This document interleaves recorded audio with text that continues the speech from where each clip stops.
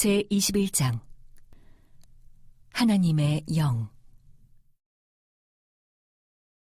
조셉은 윌리엄과 화해한 뒤 다시 성전을 완공하는 데 집중했다.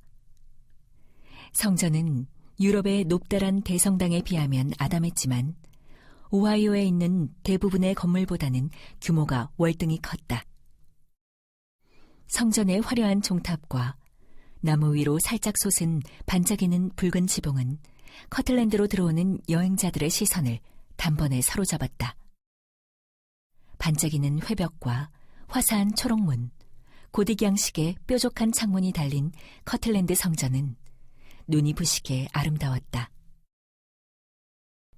1836년 1월 말이 되자 성전 내부는 공사가 거의 완료되었다.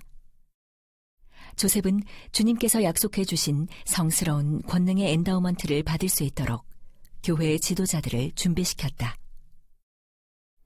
사실 성도들은 엔다우먼트가 무엇인지 확실히 알지 못했다. 조셉은 구약전서에서 모세가 아론의 제사들에게 씻음과 기름 부음을 행했던 것처럼 자신이 신권에 성임된 남성들에게 상징적으로 씻음과 기름 부음 의식을 집행한 후에 엔다우먼트가 주어질 것이라고 설명했다. 또한 성도들은 신약전서에서 엔다우먼트에 대한 통찰이 담긴 구절들을 읽어 알고 있었다. 신약전서에서 예수님은 부활 후 사도들에게 위로부터 능력으로 입혀질 때까지는 복음을 전파할 목적으로 예루살렘을 떠나지 말라고 명하셨다. 그리고 나중에 오순절날 사도들이 이 권능을 받았을 때 영이 마치 급한 바람처럼 그들에게 임했으며 사도들은 방언을 했었다. 엔다우먼트를 준비하는 성도들은 자신들에게도 영이 충만하게 임하기를 마음 깊이 바랐다.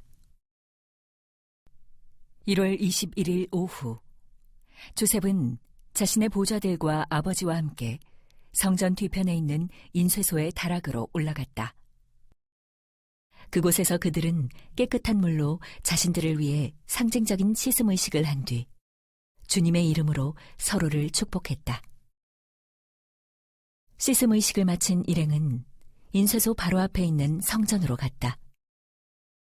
그곳에서 그들은 커틀랜드 및 시온의 감독단과 함께 서로의 머리에 성별된 기름을 붓고 축복을 주었다.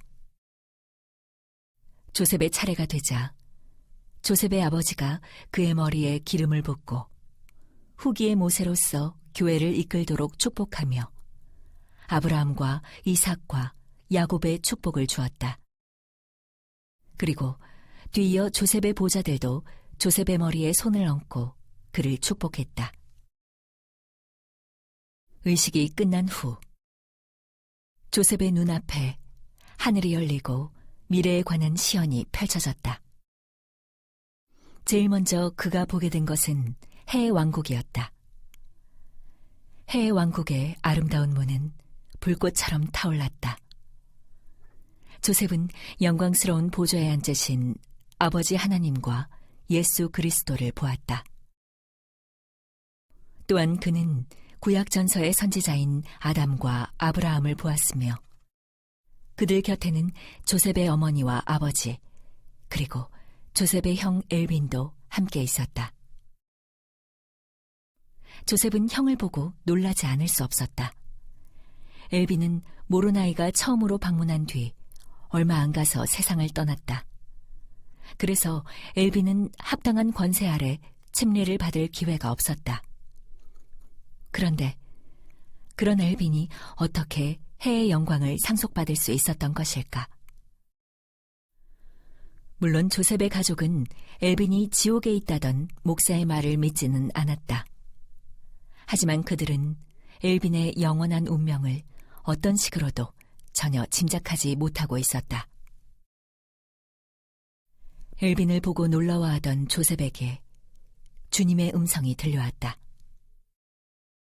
이 복음을 알지 못하고 죽은 자로서 만일 머물기를 허락받았더라면 그것을 받아들였을 자들은 모두 다 하나님의 해의 왕국의 상속자가 되리라. 주님은 모든 인간이 자신의 행위와 마음속 소망을 근거로 심판받게 될 것임을 말씀하셨다. 엘빈과 같은 상황에 놓인 이들은 지상에서 충분히 기회를 얻지 못했기에 그것을 이유로 정죄받지는 아니할 것이었다. 또한 그분은 조셉과 에머가 저 세상으로 떠나보낸 4명의 아기들처럼 책임을 질 수 있는 연령에 이르기 전에 죽은 모든 어린아이들도 해 왕국에서 구원을 얻게 되리라고 가르치셨다.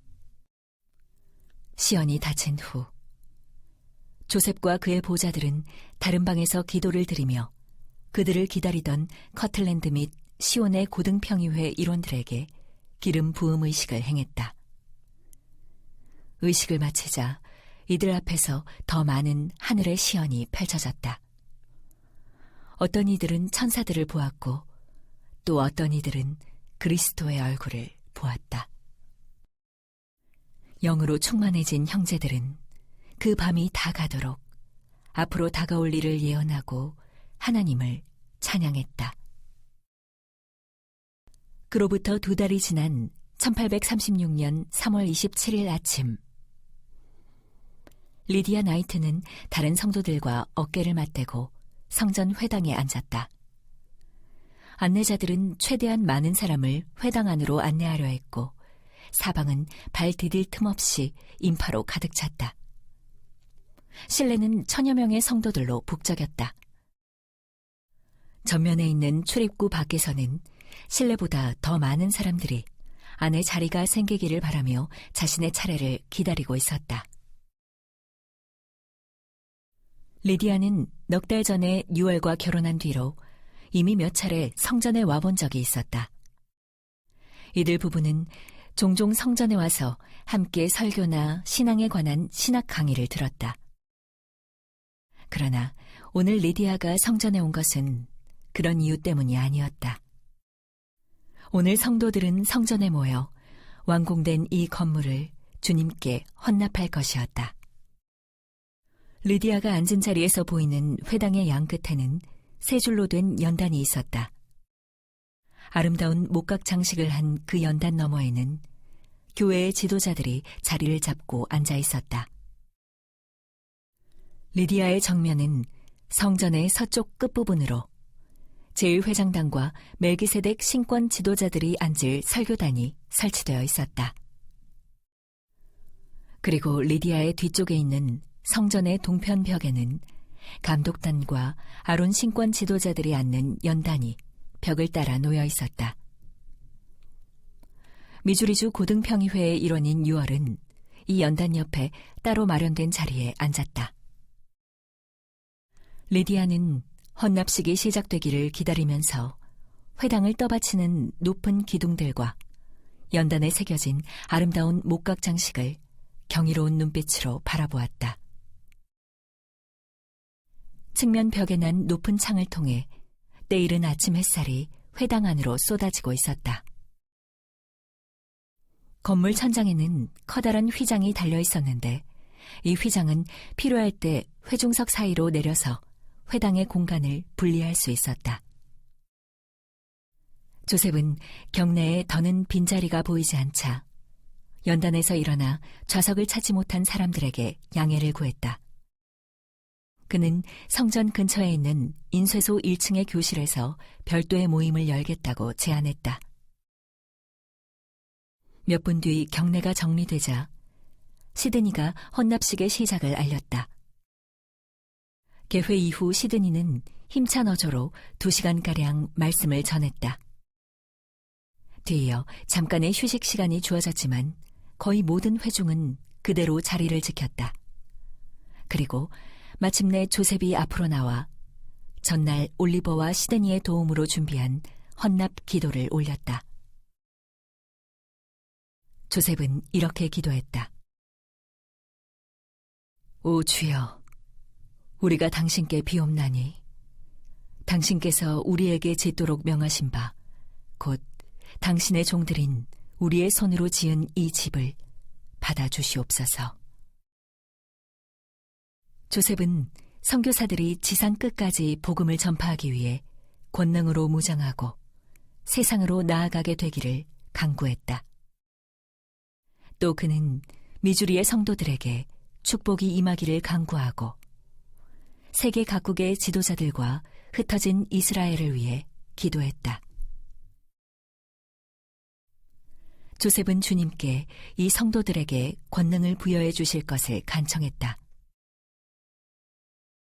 당신의 성역자들의 기름 부음이 높은 곳에서 오는 권능으로 그들 위에 임봉되게 하시옵소서.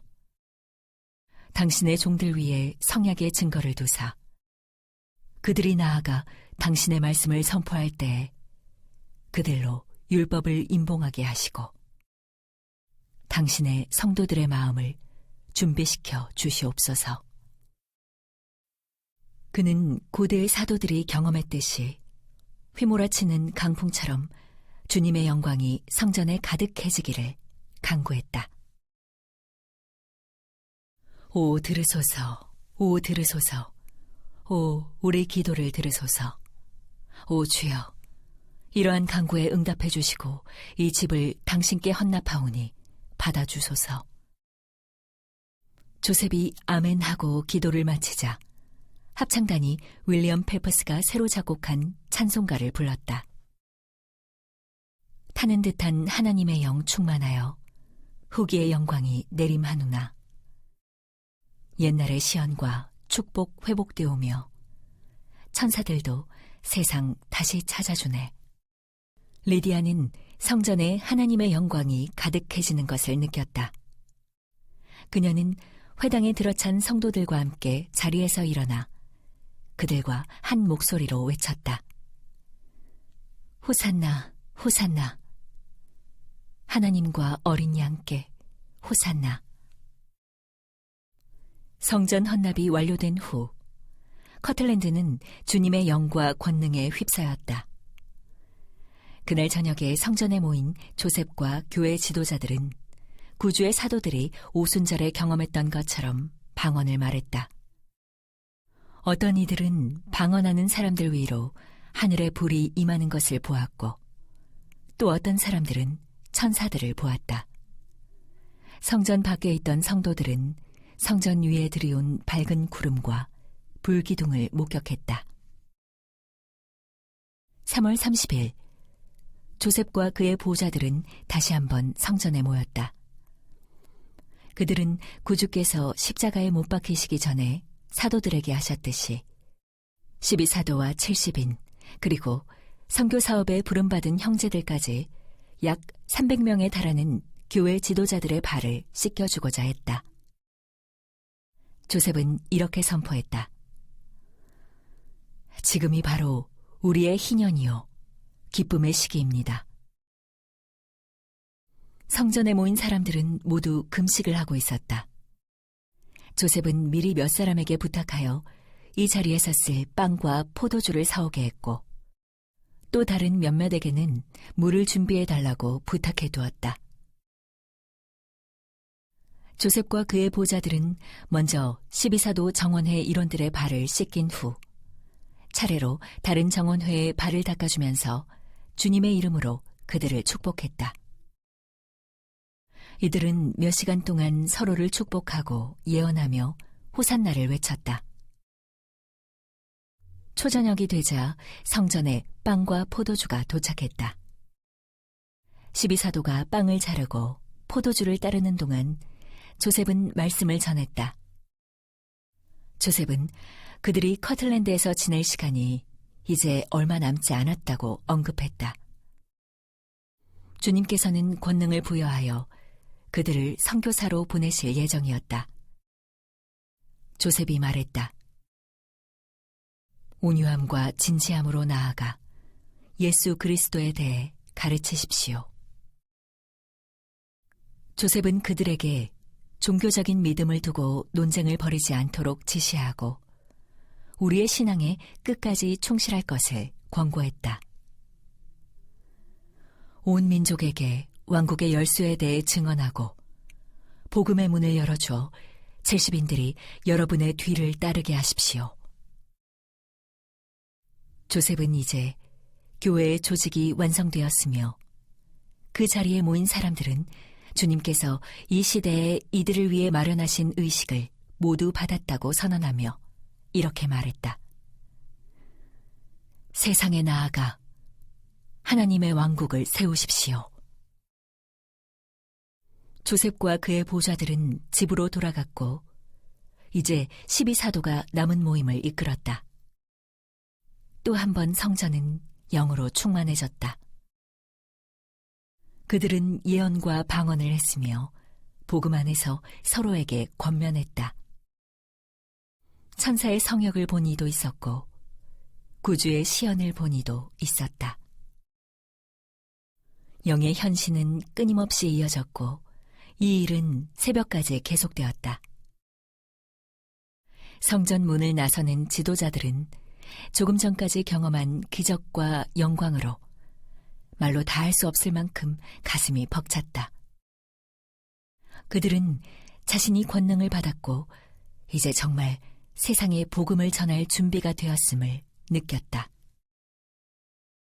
성전이 헌납되고 일주일이 지난 부활절 일요일 오후, 천여 명의 성도들은 성전에 모여 예배를 드렸다. 12사도가 회중을 위해 주님의 만찬을 집행한 후 조셉과 올리버는 성전 회당 서편에 있는 가장 높은 설교단 둘레로 휘장을 쳤다. 두 사람은 회중이 보지 못하는 휘장 안쪽 공간에서 조용히 무릎을 꿇고 기도드렸다. 두 사람이 기도를 마쳤을 때 구주께서 그들 앞에 모습을 드러내셨다. 그분은 태양보다도 더 밝게 빛나는 얼굴과 불꽃처럼 빛나는 두 눈, 그리고 눈처럼 하얀 머리카락을 하고 계셨다. 그분은 순금처럼 빛나는 설교단 흉벽 위에 서 계셨다. 구주께서 경류와 같은 소리로 말씀하셨다. 그 힘을 다하여 내 이름을 위하여 이 집을 지은 나의 모든 백성은 마음으로 기뻐할지어다.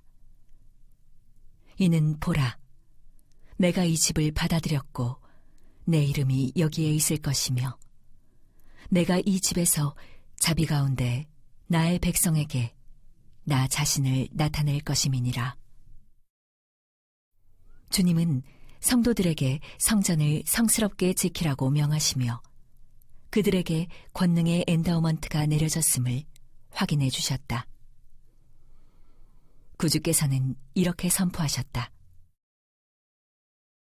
참으로 소천 수만의 마음은 이 집에서 부어질 축복과 나의 종들이 이 집에서 받은 엔다우먼트로 인하여 크게 기뻐하리라. 주님은 마지막으로 이런 약속을 주셨다. 이 집의 명성은 외국에까지 퍼지리니 이는 나의 백성의 머리 위에 부어질 축복의 시작이니라. 조셉과 올리버 주위로 펼쳐지던 시연이 닫힌 후 곧 다시 한번 하늘이 열렸다. 두 사람은 자신들의 바로 앞에 선 모세를 보았다. 모세는 성도들이 전 세계에 복음을 전파하고 의로운 이들을 시온으로 데려올 수 있도록 두 사람에게 이스라엘을 집합하기 위한 열쇠들을 맡겼다. 뒤이어 나타난 일라이어스는 이들에게 아브라함의 복음의 경륜의 시대를 맡겼다. 일라이어스는 그들과 그들의 후손으로 말미암아 모든 세대가 복을 받으리라고 말했다. 일라이어스가 떠난 뒤 또 하나의 영광스러운 시연이 펼쳐졌다. 조셉과 올리버는 구약 전서의 선지자인 엘리야가 불수레를 타고 하늘로 올라가는 광경을 시연으로 보았다. 엘리야는 구약 전서에 나오는 자신의 예언, 즉 아버지의 마음이 자녀에게로, 자녀의 마음이 아버지에게로 돌이켜지리라고 했던 예언을 들어 이렇게 선포했다. 말라기의 입으로 말한 바 된 그때가 완전히 이르렀나니 이 경륜의 시대의 열쇠들이 너희 손에 맡겨지나니 이로써 너희가 주의 크고 두려운 날이 가까이 곧 문 앞에 이른 줄을 알 수 있으리라. 모든 시연이 닫히고 이제 휘장 안에는 조셉과 올리버 두 사람만 남아 있었다. 설교단 뒤편에 있는 둥근 창으로 햇살이 비춰들었지만 조금 전까지 순금처럼 빛나던 흉벽은 이제는 빛을 잃고 평범한 모습으로 남아 있었다. 우레와 같이 그들을 뒤흔들던 하늘의 음성은 어느덧 사라지고 휘장 너머에서 성도들이 움직이는 나직한 소리들이 두 사람의 귀를 두드렸다. 조셉은 이 사자들이 그들에게 중요한 신권 열쇠들을 주었음을 알았다. 나중에 조셉은 성도들에게 엘리야가 신권 열쇠들을 회복해 주었음을 알렸다. 그 열쇠들은 가족을 영원히 임봉하고 땅에서 매인 것을 하늘에서도 매이게 하며 부모를 자녀에게, 자녀를 부모에게 연결시킬 것이었다. 성전 헌납 후 며칠에 걸쳐 권능의 엔다우먼트로 강화된 선교사들이 복음 전파를 위해 세계 만방으로 파송되었다. 파트리지 감독을 비롯한 미주리에서 온 여러 성도들도 시온을 건설하겠다는 결의를 다시 한번 불태우며 서부로 떠났다. 리디아와 뉴얼 나이트도 그들의 대열에 끼고 싶었지만 두 사람은 그럴 만한 돈이 없었다.